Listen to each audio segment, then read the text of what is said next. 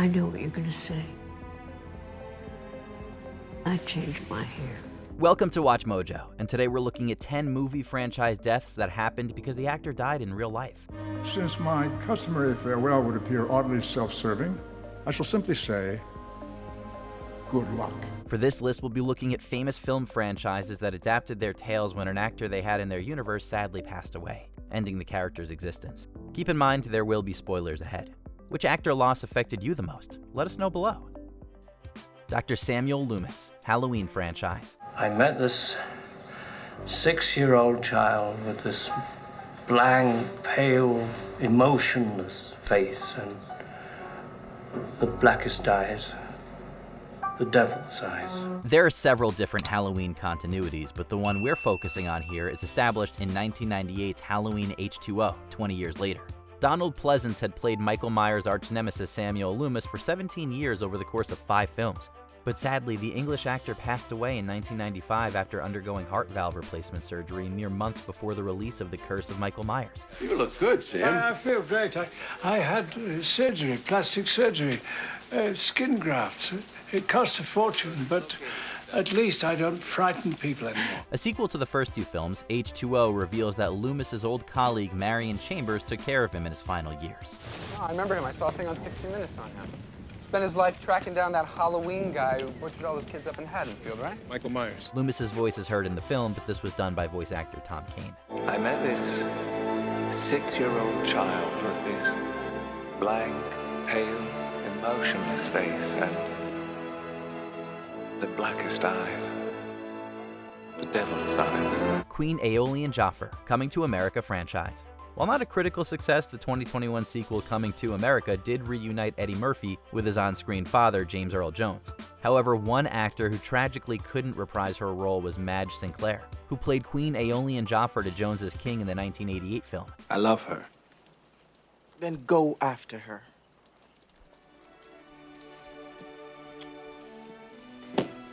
Akim! Akim! I forbid you! Put a sock in it, Joffer. The boy is in love. After living with leukemia for 13 years, Sinclair sadly passed away in 1995 at just 57 years old. While the death of King Jaffe is a major plot point in the sequel, it doesn't forget Queen Aoleon either. What do you think your mother would say now? My mother? The Queen. I always thought that she was the wisest of all the Joffers. What do you think she would say to you now, son? While the character also passed away sometime between installments, her memory plays a pivotal role in Akim's character arc late in the film. I may not have been as brave as you, Lavelle Johnson, but I know true love.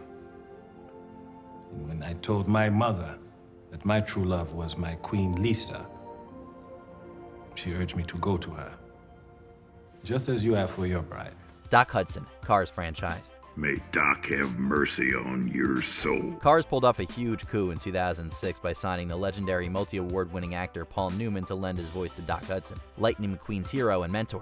Unfortunately, in 2008, the 83-year-old icon passed away reportedly from cancer. You're the fabulous Hudson Hornet. You still hold the record for most wins in a single season. Oh, we gotta talk. You gotta show me your tricks, please. I already tried that. I mean, you won the championship 3 times. Look at those trophies. You look. All I see is a bunch of empty cups. For 2011's Cars 2, the story acknowledged Newman's passing by including a plot that Doc had perished too. The Piston Cup was even renamed in the character's honor, and Doc's clinic became a museum of his achievements. I know Doc said these things were just old cups, but to have someone else win it just didn't feel right, you know? Poor Doc would have been real proud of you. That's for sure. In 2017's Cars 3, with Lightning struggling, he visits Doc's old friends to learn more about the racer. There, with flashbacks of Newman's role, Lightning discovers how much his mentor loved coaching him, inspiring the red car to do better with Cruz Ramirez. Racing wasn't the best part of Hud's life. You were. Rufus, Bill and Ted franchise. Greetings, my excellent friends. Do you know when the Mongols ruled China? Wow. Perhaps we could ask them. This cult classic franchise had comedian George Carlin going all sci-fi by playing the time-traveling guide Rufus in 1989's Bill and Ted's Excellent Adventure and 1991's Bill and Ted's Bogus Journey.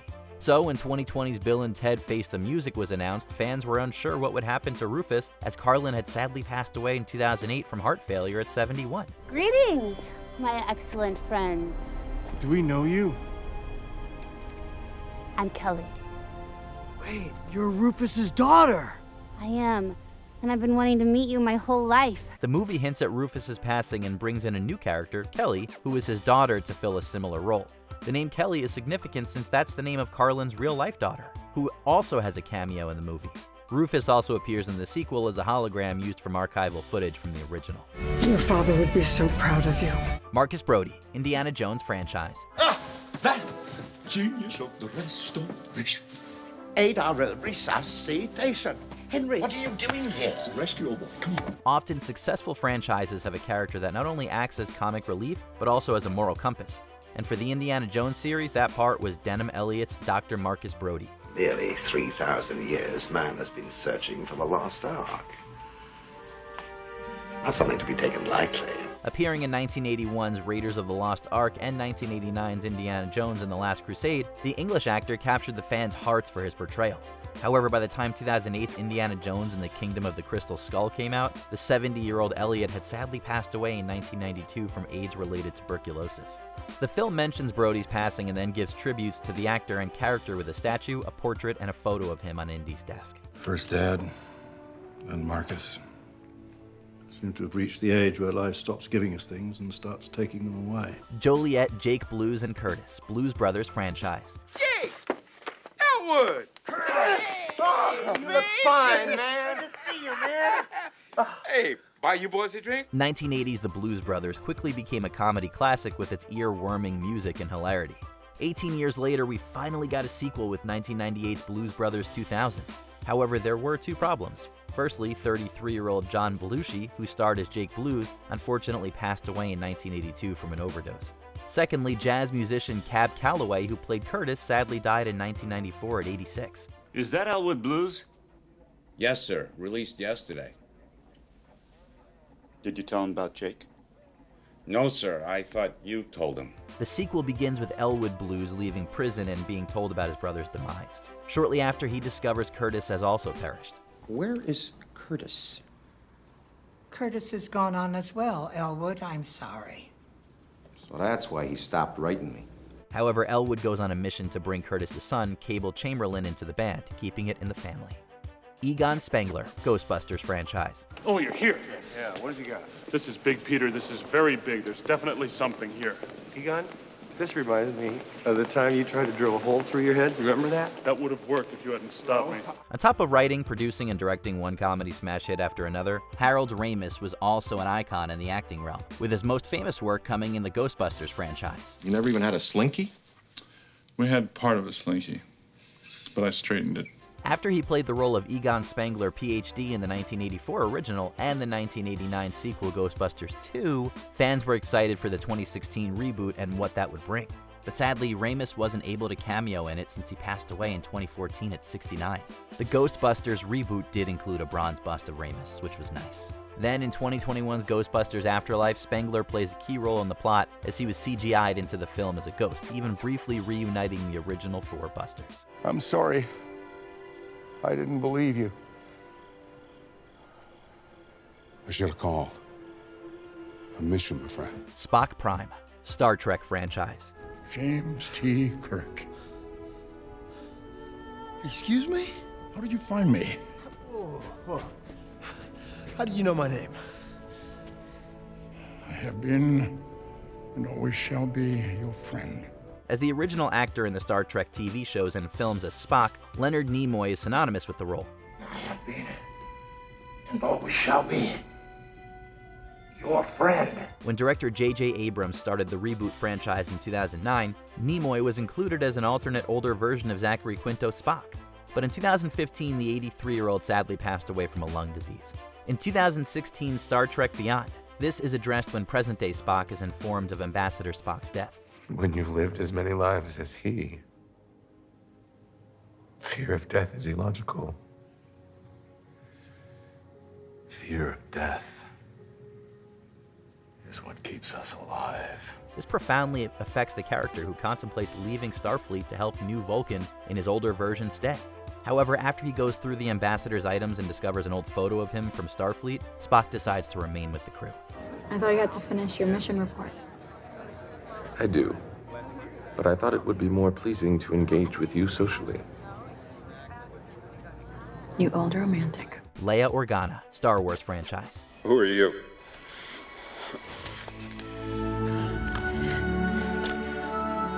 Someone who loves you. After the announcement of the sequel trilogy to the original 3 films, Carrie Fisher made her long-awaited return as Leia Organa in 2015's Star Wars The Force Awakens, delighting fans. But shortly after shooting her scenes for The Last Jedi, the iconic actor and writer died from a heart attack in 2016 at 60. Leia, I'm sorry. I know. I know you are. I'm just glad you're here. At the end. Fisher and Leia get an emotional send-off in 2019's The Rise of Skywalker. Using unused footage from The Force Awakens and her real-life daughter, Billie Lourd, stepping in for a flashback scene, Fisher was added to the movie.